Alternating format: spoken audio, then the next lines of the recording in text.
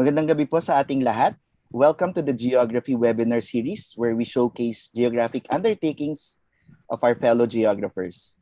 This event is sponsored by the UP Department of Geography in partnership with the Philippine Geographical Society. I am Eman Garcia and I will be the moderator for this webinar. Just a few reminders before we proceed. To avoid unnecessary background noise, kindly keep your microphones on mute during the presentation. We encourage you to interact by using the reactions button. Can we test it now? Pwede ba tayong magpa-heart react dyan bago tayo mag-proceed? There you go. You can also type your comments and questions in the chat box and we will address them during the open forum. Lastly, this lecture is being simultaneously streamed in the UP Department of Geography YouTube channel. Also, please note that this meeting is being recorded and the recording of this webinar will be posted in the Department of Geography YouTube channel later. Before I introduce our speaker for this webinar, let me share with you the word cloud that we have generated from your registration keywords. As you can see, dominant words include tangible, physical, recollective, beauty, materialism, and cultural. A few other words make this word cloud interesting, such as K-pop, goods, chaotic, luxurious, bounded, objects, and my personal favorite, Madonna. We will find out later if indeed these keywords will form part of this afternoon's lecture. For the 6th geography webinar this academic year, Professor Mylene Guzman will share her presentation entitled Living in a Material COVID-19 World. This presentation is based on a joint research undertaking during the height of the 2021 lockdown that focuses on the intersection of epidemiology, governance, structural violence, and cultural response to COVID-19. Professor Mylene Guzman is an assistant professor in the Department of Geography, College of Social Sciences and Philosophy, University of the Philippines, Diliman. She has earned both her bachelor's and master's degree in geography from the same university. She has also served as a graduate research fellow in the Asian Research Institute in the National University of Singapore. She is currently the Vice President of Internal Affairs of the Philippine Geographical Society. She specializes in health, gender, labor, emotional geographies, and in the curation of digital geographies that interface image, cultural politics, and relationalities. Everyone, let us all give a warm welcome to Professor Mylene Guzman. And good evening to everyone. And thank you, Eman, for that introduction. Am I audible? Okay naman Yes, ako. po. Yes, po. We can hear you clearly. So, first, for those of you who know me personally, alam niyong medyo madada ako at marami akong sinasabi. So, allow me to read from my script, for this webinar. Okay, so like Eman has graciously introduced me, I'm Mylene Guzman of the UP Diliman Department of Geography, and I'm honored to present this paper as one of this year's geography webinars. I'm presenting on behalf of my co-authors, also present here today, Dr. Joseph Palis and Professor Emmanuel Garcia. So please reserve your questions for them later. I'm also honored to share that this paper has recently been published as the feature article for the spring issue of Material Culture. Okay, so my presentation is entitled Living in a Material COVID-19 World, and I'm going to share our quotidian geographies as we individually and collectively grapple with the COVID-19 pandemic. Next slide, please. So based on the Madonna reference, I think that most of you already have an idea about the ages of the authors, because as Madonna fans, we could not help but grab the opportunity of using her iconic song in our title. I'm sharing this photo of Madonna, one that she has posted on her personal Instagram in 2020, where she edited a face mask on her album artwork. She has shared multiple posts during the pandemic, some of which has drawn flack because of its seemingly tone-deaf nature. She posted a photo on her bathtub filled with flowers to encourage people to just chill and stay at home. And fans have called her out for not recognizing her privilege and stature and not recognizing that not everyone can just do as she does. So the talk will follow this outline. First, I will ground the paper by talking about COVID-19 in the Philippines. And as most of you here are Filipinos, I know that we can all identify with this part of the lecture. I will then talk about the materialities of the pandemic and how it enabled us to form new conceptualizations of spaces. I will then talk about how we use storying to make sense of our individual experiences during the pandemic. And I'm not going to provide a conclusion because we are still in the midst of the pandemic. And as geographer Doreen Massey calls it, these are stories so far, and these are constantly being made and remade. Next slide, please. So our paper discusses unequal geographies where state-imposed directives that demand strict compliance towards COVID-19 highlight class inequalities and differential access. The presentation sheds light into the materialities engendered by the global response to COVID-19, as it is experienced by 3 early to mid-career academics in the Philippines. Our stories provide a glimpse into the grounded experiences as we reflect on our embodied ecologies with the virus. Next slide, please. Slide, please. Okay. So the pandemic exposed the weak public health system of the country. The highly militarized response to the pandemic were likened to the Duterte administration's brutal war on drugs. These two dot maps show the alarming increase of cases in the span of 1 month from December 6, 2021 to January 16, 2022, with the spread of the Omicron variant in the country. And also these coincided with the holiday celebrations during that time. Next slide, please. The fear that the virus will spread at a rapid rate and overwhelm medical facilities compelled national governments to adopt stringent health measures and non-pharmaceutical interventions that restrict human movement and interaction. In the Philippines, community quarantines, curfews, and the creation and formation of checkpoints, among others, were implemented. Other measures include health promotion strategies that encourage protective behavior among citizens, such as the wearing of face masks and face shields, frequent hand washing, and physical distancing. These photos show the mobilization of the military to enforce the imposed quarantines and lockdowns. A lot of workers traveled using motorcycles and bicycles when public transportation was suspended due to the quarantine. Next slide, please. This work reiterates that COVID-19 in particular and diseases in general are not just medical concerns, but are also social, cultural, and political, engendering uneven impacts on the poor and the marginalized. Cognizant of the differing vulnerabilities of populations to the disease that is not only based on sex, age, or comorbidities, but also on the unique everyday geographies influenced by class. The two photos on the right show the difficulties experienced by people in highly dense, usually impoverished areas to follow the non-pharmaceutical interventions mandated by the government, like physical distancing. There are also wage workers who only earn enough to feed their families and have no additional resources to purchase face masks, face shields, and disinfectants to prevent the spread of the virus. Next slide, please. Next slide, please. Okay, so the pandemic ushered in the use of face masks and face shields, two implements whose use were previously only limited to those who are in the medical fields. This next section delves into the material implements that are part and parcel of the quotidian geographies of individuals in the Philippines. In January 2020, the Taal volcano, an active volcano south of Metro Manila, started spewing out ash that covered the area in a thick cloud of pollutants, driving up the demand for face masks. When the first case of the novel coronavirus was recorded in the Philippines, stores in various cities had run out of surgical face masks, and it became commonplace to witness the bleak sight of pharmacies with signs announcing that their supplies have run out. The high demand for face masks drove up their price as individuals started hoarding masks and reselling them at exorbitant prices. The face mask is the ubiquitous material of the pandemic and a symbol of preferences and intentions. Next slide, please. Okay, so any discussion about COVID-19 in the Philippines cannot do away with the controversial face shield.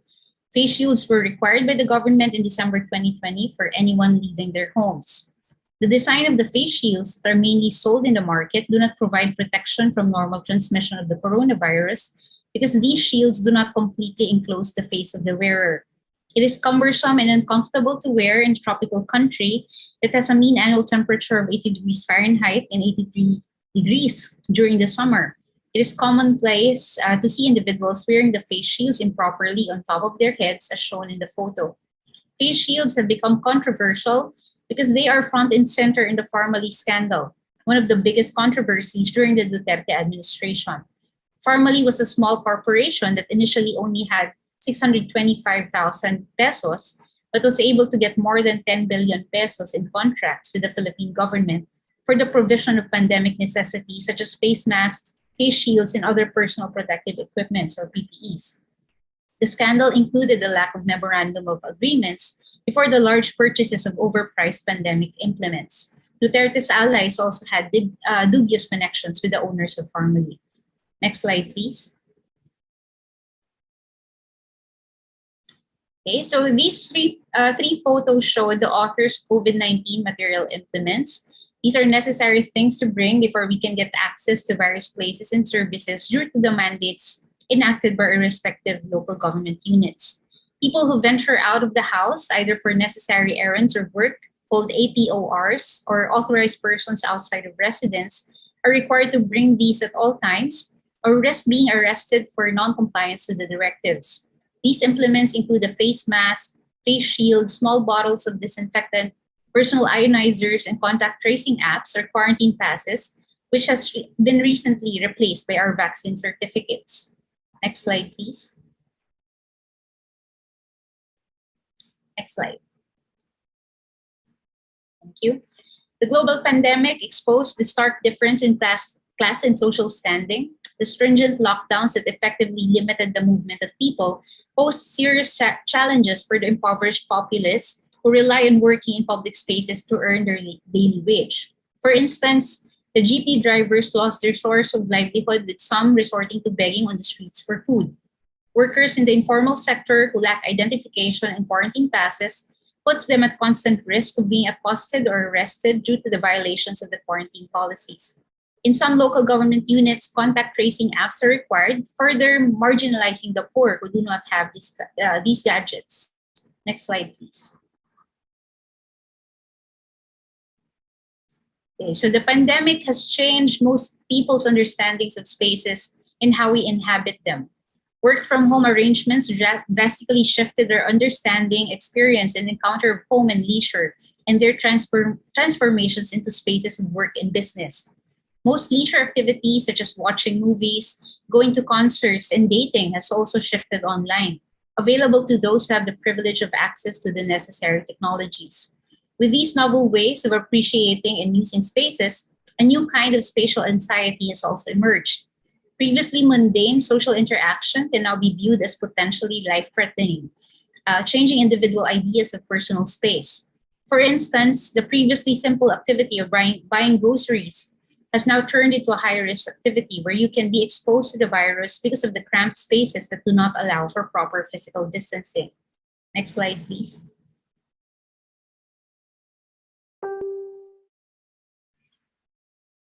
So stories are powerful narratives of personal, individual, and collective experiences that sometimes elude academic capture because of the common perception that these are just stories. However, we argue that stories and storying can shape perceptions of landscapes, events, and situations because they are personal testimonies that show the complexity of human experience that defy easy generalizations. The three narratives that we included in the paper are from early to mid-career academics aged 35 to 50, who are all situated in various places in Metro Manila during the COVID-19 pandemic. These stories are informed by our professional and personal experiences as gainfully employed faculty members in a public university. They are reflections that articulate our individualized encounters and experiences with the pandemic and their geosocial implications. The stories and narratives are individual snapshots of COVID-19 landscapes in the Philippine context and are not meant to be a generalization of what all denizens in Metro Manila underwent or experienced. Next slide, please.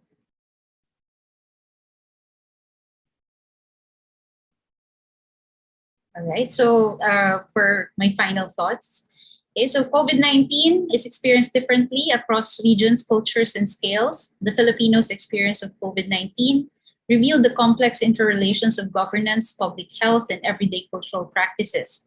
COVID-19 exposed the social and economic inequalities of people from different classes and backgrounds. The use of pandemic implements as well as non-pharmaceutical interventions further illustrate how the marginalized populations had to adapt creatively to health protocols to survive. The pandemic recast individual and collective experiences of spaces, and technology became an integral part of our daily lives. The storying of individual narratives show highly differentiated encounters of a collective experience. The inclusion of individual narratives intends to show our subjective views, not only how highly differentiated our encounters are with COVID-19 based on class, access, and location, but also how our worldviews constantly vary, subject to adjustments to a pandemic that continues to reconfigure and reassemble our lives. Next slide, please.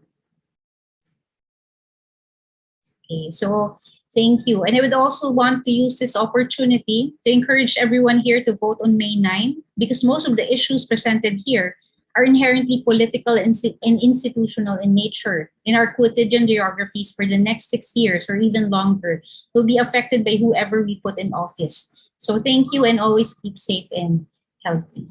Yun lamang po. Thank you, Mads, for your excellent presentation. I can personally attest to the hard work you did for this research. I am sure you and your co-authors did an excellent job.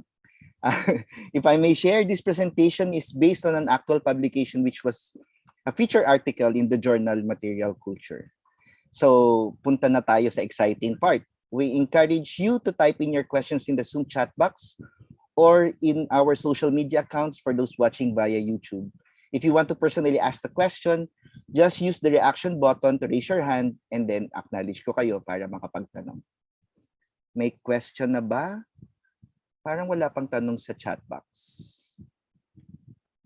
Anyone wants to ask?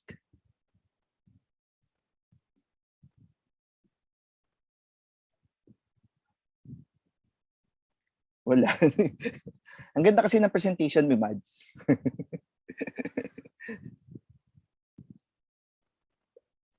Ayan, okay. Someone ay may nagtanong na tayo sa ating chat box. From Daling Sarmiento. Can you share specific examples from the narratives? Ay, personal, okay, so allow me to to share siguro yung part ko na lang, kasi like I said, no, my co-authors are here, so you can also ask them. The way that we structure the article is that we foregrounded our article with what I presented, no, the materialities of and the realities of COVID-19 here in NCR, well, from Mandaluyong and from Quezon City. So after that, siguro para sa mga interesado, no, we can provide maybe a link to the article. But after that, individually, we wrote our separate stories. So my story, what I shared there was that I am in a house that I'm privileged to be in a house that can, allow for proper physical distancing, yung mga ganun. And also my experiences with shifting to an online mode of teaching when the university called for skeleton work from home arrangements. So most of my my sharings, no, doon ay about that. And also I shared how it also changed the kinds of bonding that I was able to do with my family members. Diba? Dati, I used to visit my mom, for example, as often as I can. But with COVID, of course, there's the fear and anxiety of bringing the virus to my senior citizen mother. So basically,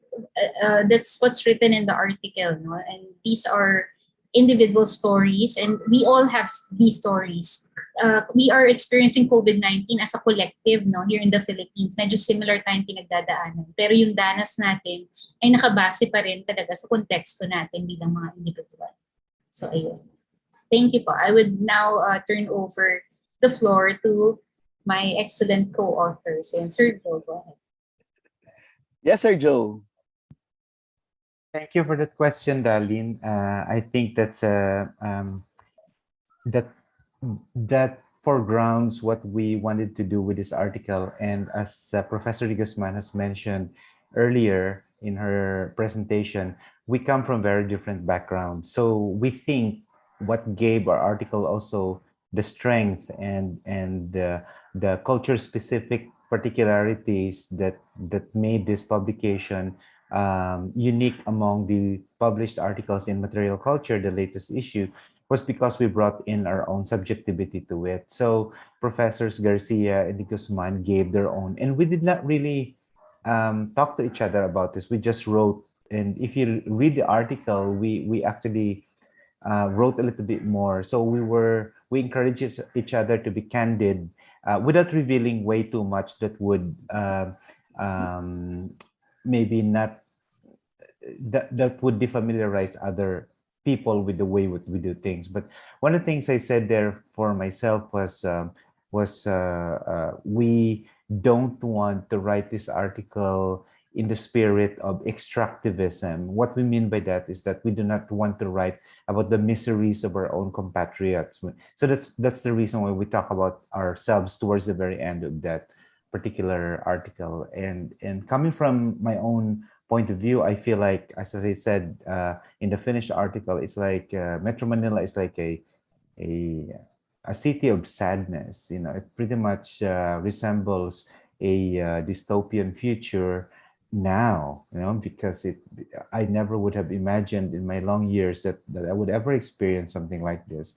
But more than that, before looking at myself and you know, thinking about how I to go through, I also I definitely empathize with other people who are not privileged to have the same kinds of entitlements that I enjoy.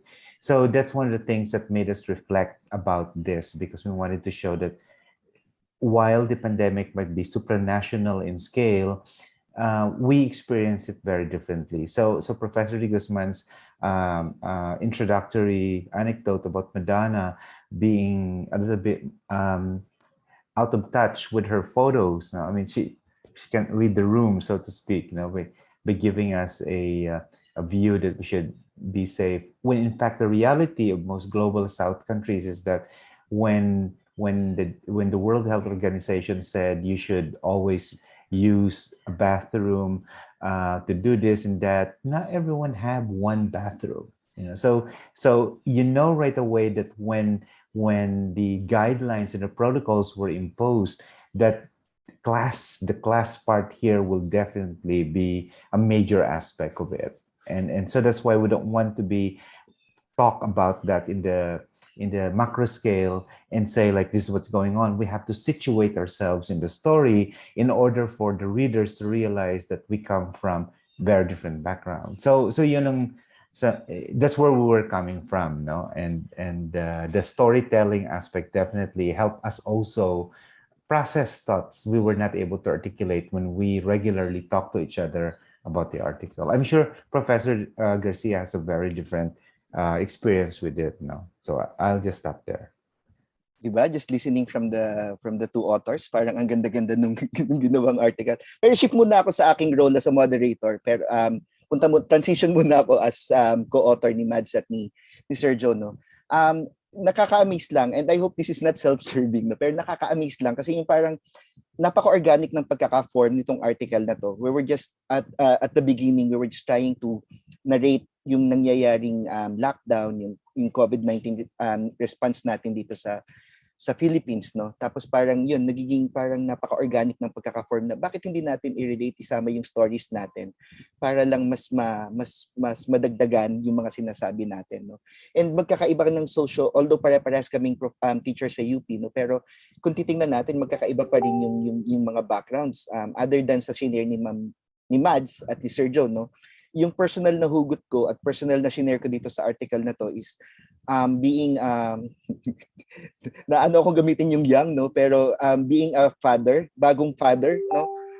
I really feel na yung I have two daughters. My eldest is 5 and my youngest is 4. Nakalimutan, no. Pero considering na 2 years tayong naka-lockdown, isipin natin, no, parang kalahati ng buhay niya nandito lang siya sa bahay namin. Eh yung bahay namin, nasa sa high density area kami, hindi naman malawak yung bahay namin. Yung salas namin ay yun na rin yung kusina, nandoon yung kitchen, sa gabi doon din kami natutulog. Yun na rin yung play area nila, kapag nag-school sila doon na rin. So parang yung kalahati ng buhay niya ay naka-revolve lang dito sa four corners ng bahay namin, no? And I'm sure hindi naman to iba sa na-experience ng mga karamihan sa atin, no? Kaya siguro if we can provide, I don't know if we can provide the link to our article, Mads and Sergio, no? So ayun, thank you darling for that wonderful question. So I'm shifting back sa pagiging moderator. There's another question posted in the chat box. Are there ethical considerations po when doing autoethnography? Ayan, thank you for that wonderful question, Ma'am Lau. So, okay, so ethical questions. So there is an excellent article which came out last year, no, by Jane Edwards in the International Journal of Qualitative Methods, and she asked this question. Ang title actually ng article is "Ethical Autoethnography: Is it Possible?" Okay, so this research was the method that we use for the research is collaborative autoethnography. So collaborative autoethnography, in simple terms, no, we reflect, very important and central dito yung reflexivity namin as authors. Ayun nga, nabanggit na kanina pa ulit-ulit. Our recognition of our privilege and our different circumstances from each other. And then we work together to see how these stories, no, can help form or help paint a picture, so to speak, about how we experience the pandemic collectively and individually. So yes, there were ethical considerations, of course, yung ethical considerations of beneficence and non-maleficence. Wala naman kaming mga pinahamak.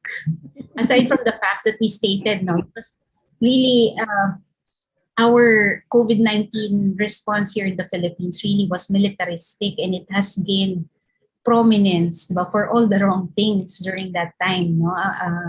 It was likened to the war on drugs. No? Merong mga stories of abuses, of harassment, even a person was shot because of walang face mask, yung mga ganun. So aside from those facts, no, we did not divulge any identities separate from our own that could pose any sort of risk from them. Of course, since these are self-interrogation stories, or these are stories that stem from self-interrogation, we also had to double-check, no, kung tama ba yung aming memory. And it's also one of the methods of collaborative autoethnography. And actually, autoethnography is to review field notes. And in my case, I have a planner. Saan planner ko? Basta in my planner kasi I write down what I have to do for the day. And the period when we were writing this, I had to kind of see, no, and I kind of see a pattern about a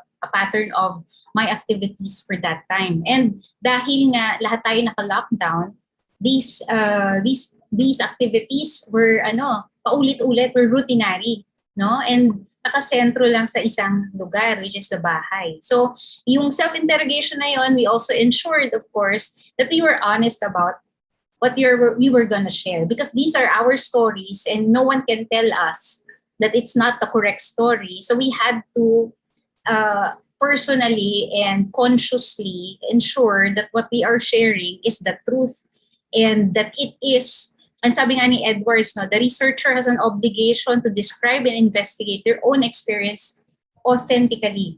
So it is self-reflexive. So those were our ethical considerations, no? How much also are we going to divulge, given na we're not, hindi lang naman kami alone, no, sa pandemic na to, and there are other people around us who might not want to be included in the stories. So I hope I was able to answer it. It's a very good article, a very interesting read, no, on ethical autoethnography. So yeah. By Jane Edwards, 2021. Salamat. Excellent answer for an excellent question. Sir Joe, you want to add to that? Sure.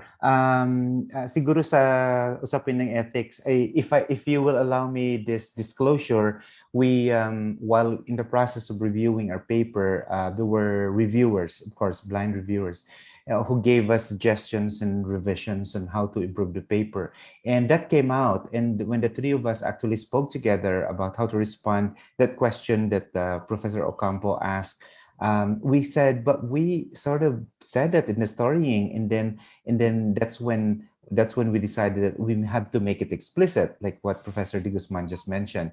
We have to be as authentic and legitimate as much as possible with our experience without becoming too extractive of and using other people's information just to talk about the pandemic, which is of course a sensitive issue. And we are so mindful about what's going on because it's also of the mismanagement or the mishandling of this whole pandemic by the government. And just so you know, it's also documented from around the world. There are other countries which had the same thing, where they just don't know how to handle this particular kind of thing. So the ethics part was the one thing we struggled, and at the same time decided that maybe we can just exactly come clean, tell our stories exactly as it is, make this as collaborative.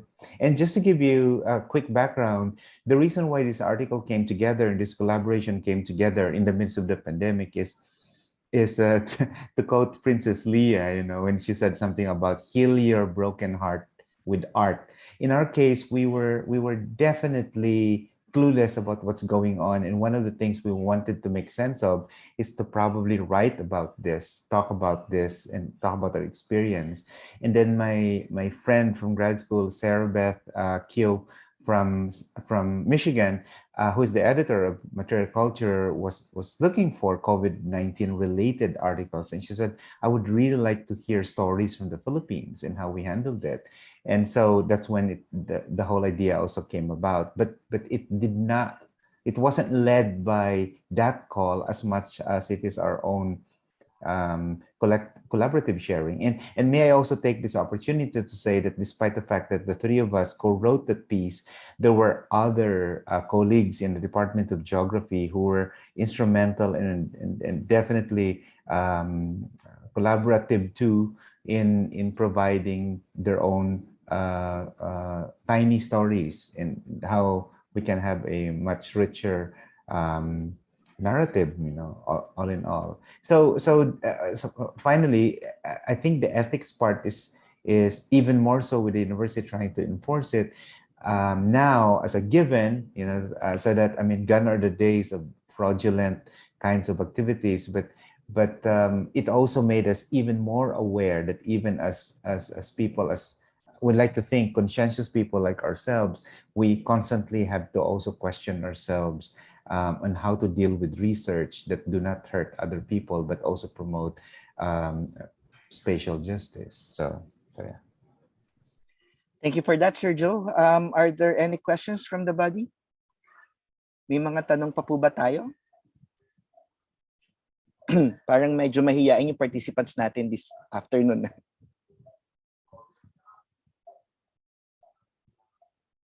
Wala. Okay. In relation sa ethics, hindi natin ugaling mamilit ng mga tao. Kung wala na tayong tanong, I will try to provide. Nakalagay ba, Mads, yung doon sa link natin?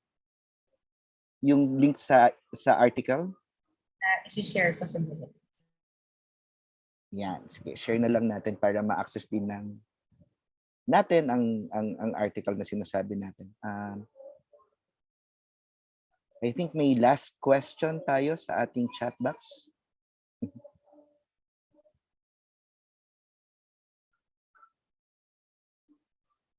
Darlene, would you like to ask your question?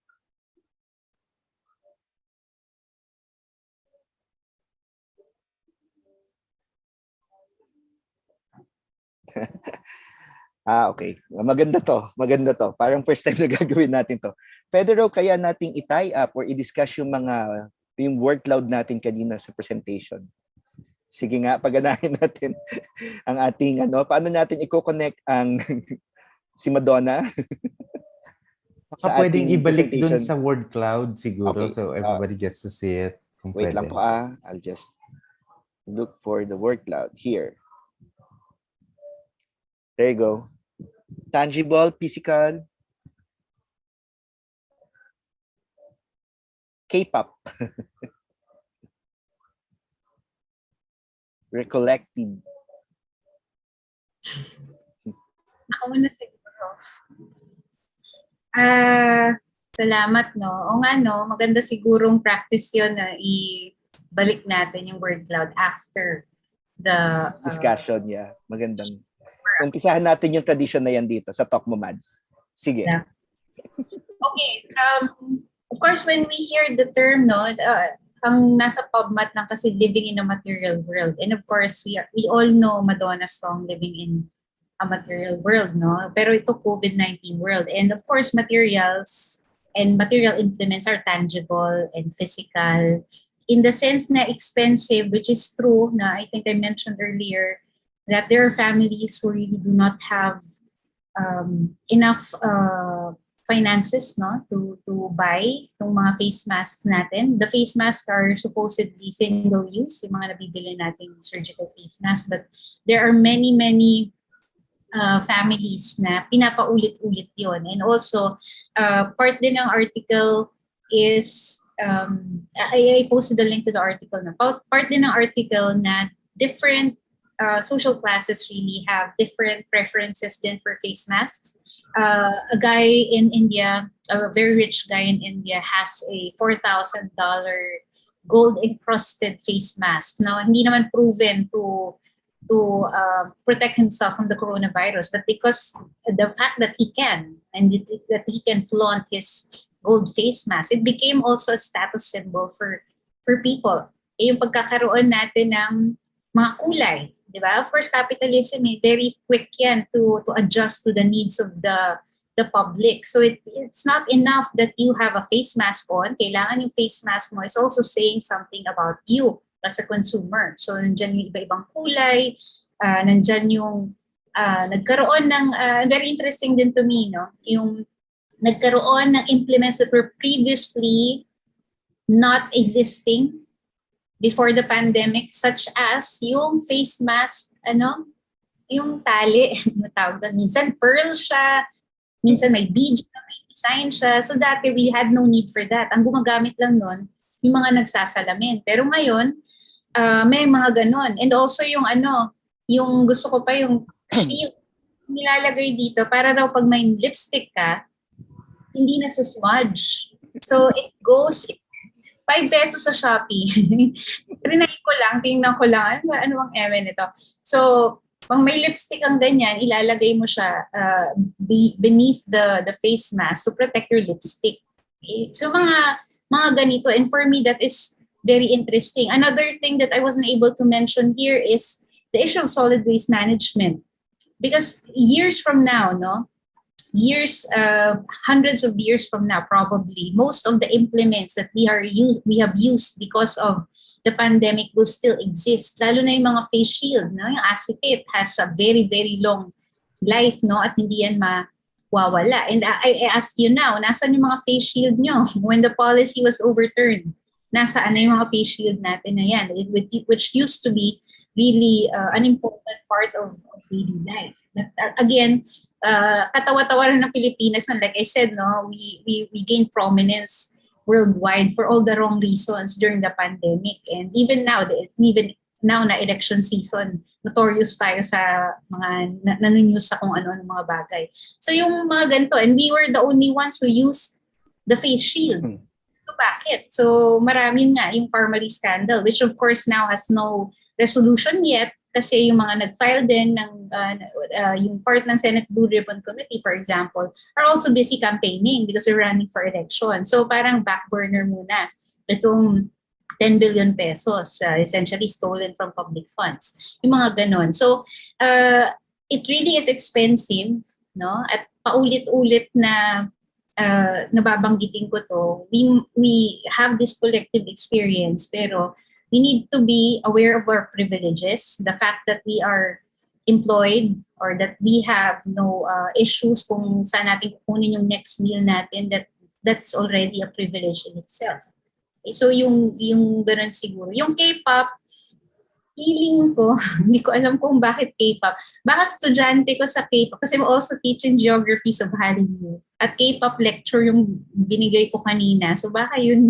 Pero hindi ko sure. Pero marami rin kasi tayong K-pop idols who got COVID, and also when they got COVID, we were all affected. No, parang sana gumaling na si most BTS members, for example, members of Blackpink, members of Mamamoo, and all of these groups. No, also even in their privileged position as K-pop idols, adored by so many people, millionaires, itong mga to, they're not. COVID doesn't choose, no? But COVID, iba-iba lang yung ano natin, siguro yung level of exposure. Kasi katulad na nabanggit ko rin in the presentation kanina, there are families who don't even have running water. So how can they do the proper hand washing? There are families who have no money to buy all of these other implements. So yun. I would leave the other words to my co-authors. Follow-up question daw, Mads, nasaan daw yung link nung sinasabi mo na anti-smudge? Joke lang. Bago ko tawagin si Sir Joe, ibigay ko na muna para hindi naman para si Sir Joe na yung last word natin sa pero ang ganda ng tanong mo, Dali, no. Siguro sa akin, ang kunin ko na lang diyan ay yung beauty, no. So from Madonna, I take inspiration kay Maring Catriona. I like to see the beauty in things and assess situations with a silver lining. Pero at least this pandemic, alam natin nahirapan tayo bago sa atin itong experience na to, no? Pero it exposed us to magagaling na tao. May mga politicians, may mga that rise to the occasion. Nakita natin kung gaano sila. Sadly, on the other side of the spectrum, nakita din natin kung papaano yung mga dapat umaaksyon sa ganitong mga gawain nakulangan, no? So parang ayun, tie up ko rin lang kasi election season ngayon, maybe it's a call for us, wake up call for us to really elect people who are capable of representing our interest. Hindi lang yung magkakaroon ng mga scandal na ganyan, no? So ayun. So beauty lang ako and hoping na sana ay maganda ang kahinatnan ng ating eleksyon at natuto tayo sa ating COVID-19 experience. With that, Sir Joe? Yeah, just a sort of rejoinder. The words tangible, the title is living in a living in a material COVID-19 world. So these are the kinds of answers there, and you could see words like tangible, materialism, valuables, materialistic, physical. That refers to the very materiality and tangibility of everything else. But the way we wanted to do this, interestingly enough, is talk about, because it was published in Material Culture from geographers, by the way, who do material culture. Professor Sarah Beth Q has been the editor, or still the editor of Material Culture, and she has been doing a lot of these things. But the one thing we like about this interface is that how something material and something visible and something that you can touch could actually intersect with things that are intangible, such as, like I said earlier, class, governance. And this is something that we dealt with in that article. It's a huge project that delve only with non-pharmaceutical implements, and how these small things like face mask, face shield, quarantine pass, and many other things are actually just symbols, or to use a more Freudian allusion here, they are just symptomatic of a much larger issue, such as, like I said earlier, how class analysis can be seen, like what Professor Guzman has shown us, parang may mga gold pearls and mga iba, the others can barely even cover themselves because they can't afford it. And then governance, how did that whole family controversy came about, is this an example of trying to cash in on a population reeling from the effects of COVID? in order to enrich themselves. I mean, talking about the people who did that. And then, so that's governance, that's class. And then we could also talk about health, and again, once again, we are made to follow the protocol of a rather global north kind of a project. So in a sense, we are trying to keep pace with the idea that in order for us to be safe, we have to do this. But the reality is far from that. The realities of most Filipinos, and you yourselves have stories, I'm sure. It could have really enriched us to also get your stories, but at the time we were just wanting to use us as example. So I guess the part two or the sequel for this, which would include a few more, is to probably gather some stories that could either validate or not some of the claims that we made, because that's one of the reasons why we decided, or at least in the presentation of Professor de Guzman, we are allergic to conclusions, because we feel like it's still an ongoing kind of dialectical conversation, di ba? Parang we're still in the pandemic, and having a conclusion is almost like erasing all other things that will arise out of it. And in fact, if I may just mention this, remember this, Mads, when we were writing the revision, Mads was asking us, do we include the latest things that are now happening at this time?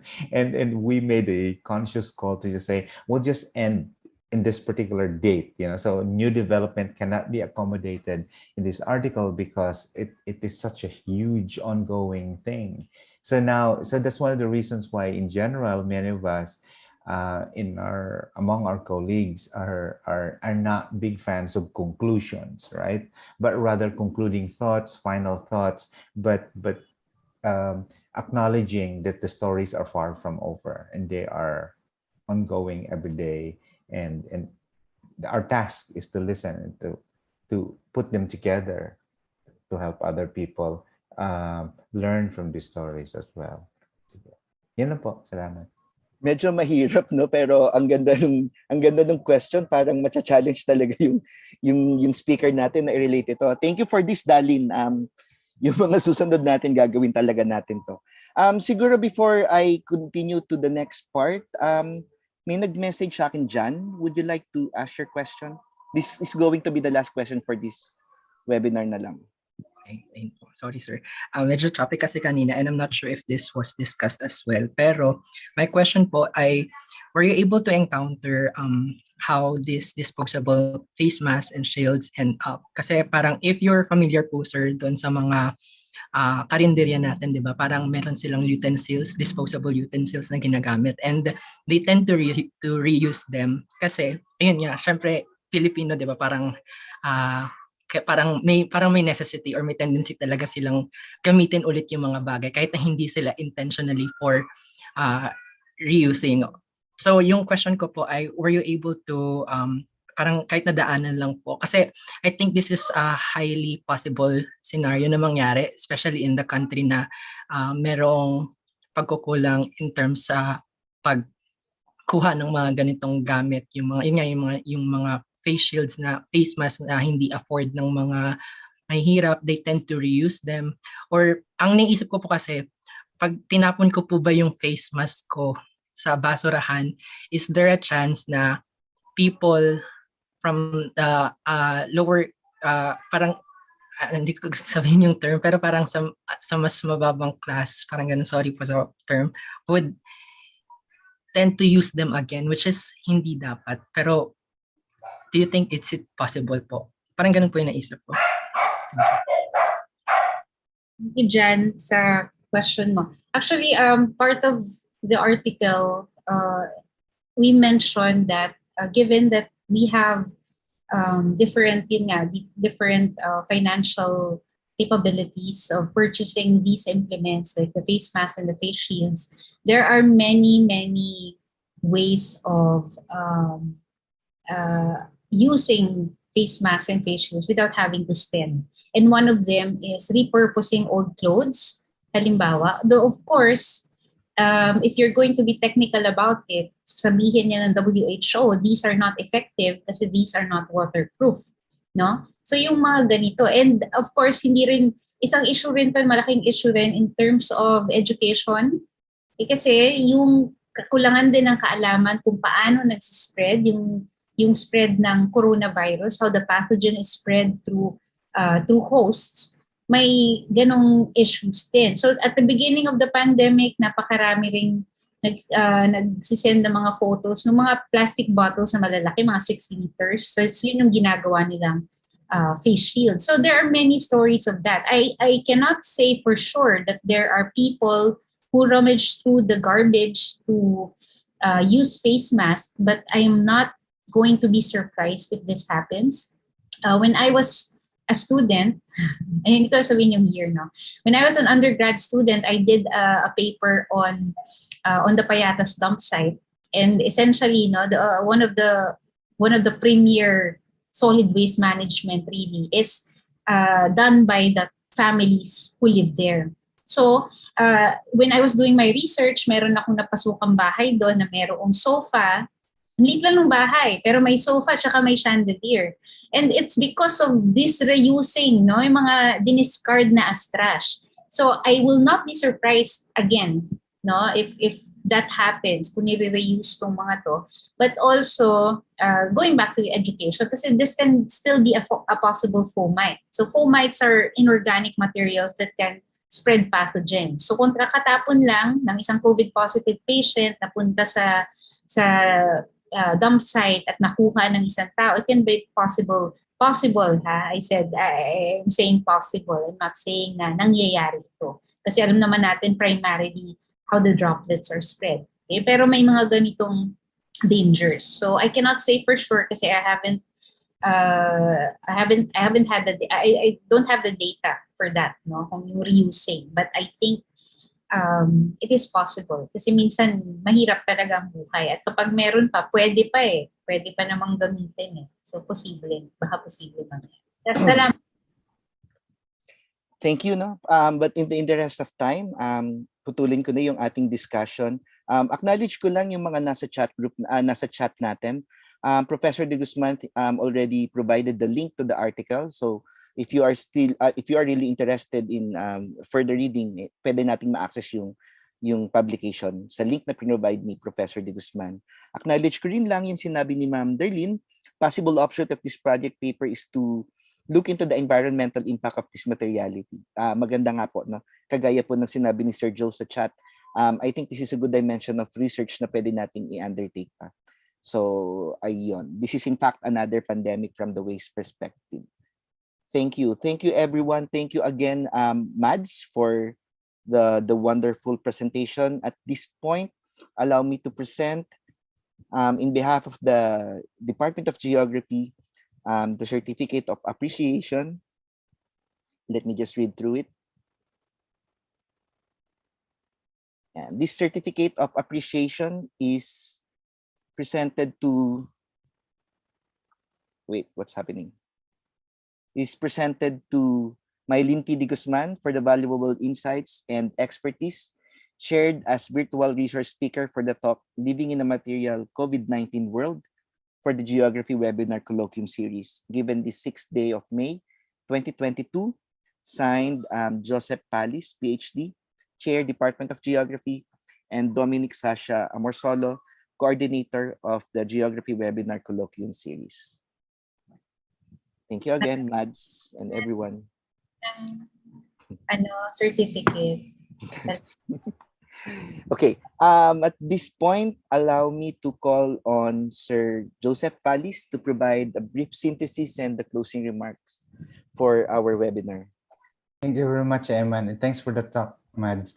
I've already spoken a lot already, so I think I'll just wrap things up.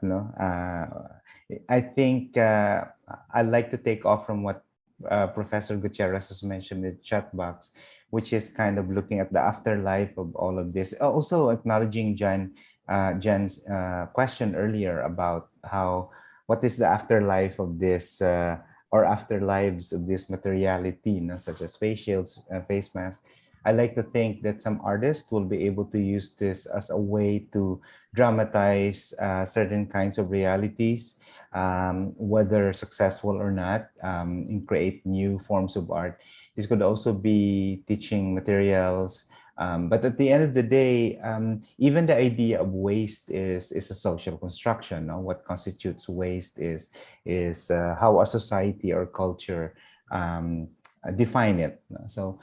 But maybe those waste materials that we're looking at might be used for other purposes as long as they do not further endanger the population that we're trying to protect, no? Ourselves as well as our immediate community and a much larger society, so that was the impetus of it, and we're very happy that this has inspired some questions and some discussion, because um, uh, there might be a part two for this that is similar to what Dr. Gutierrez has mentioned about the afterlife. So, and if I may, if you will allow me this one tiny bit of information, I'm recently involved in a project with some Europeans and anthropologists here in UP Diliman about embodied ecology. And this project is actually about plastics and how it has embedded our lives. This was even before the pandemic, but even more so now with the pandemic. What do we do with it? No, because we're not talking just face masks and facials, but something else. No, a lot of other synthetic materials. So in my presentation at this recent conference called Countermapping the City, I actually used this term hopeful plastics. What I meant by that is to use this plastic, which is usually the symbol of non-biodegradable materialities that just make life harder and more challenging for the people, into something that can be used for purposes such as education, as a way to teach other people about inequality, many other things. So maybe that's a project that we can all pursue, and you too can pursue, and we'll be very interested to hear or read some of the things that will come out of this as well. So thank you very much. Thank you very much to Mylene, especially for presenting the co-authors and the questions, and for you all. At this point, let me invite you to two other a talk we're gonna have for the months of later this month and next month. So Luigi Toda, our alumnus from UP Department of Geography, who's now part of this organization, ARUP or ARUP, is giving a talk at 10 a.m. on May 21. It's called Measuring Vulnerability and Resilience. And this is based on the stuff that he's working right now for his job, as well as his research when he was a student at Australian National University. Russell James Andrade, also an alumnus of the Department of Geography, who's now based in ICLE, or International Council for Local Environmental Initiatives in Southeast Asia, is going to give a talk on urban biodiversity. Should be interesting to see the urban components of biodiversity. It's on June 24, 5:30. But just be aware of some dates might change, but we always have the correct one in this website called UPD Geography Blogspot. UPDgeography.blogspot.com, and we have everything right there. So, and July, of course, we'll announce it as we come closer. So thanks a lot. Thank you, Sergio. The past episodes of the Geography webinar series and the PGS lecture series are all lodged at the UP Diliman Department of Geography YouTube channel. You may visit the site to rewatch the episodes. At this point,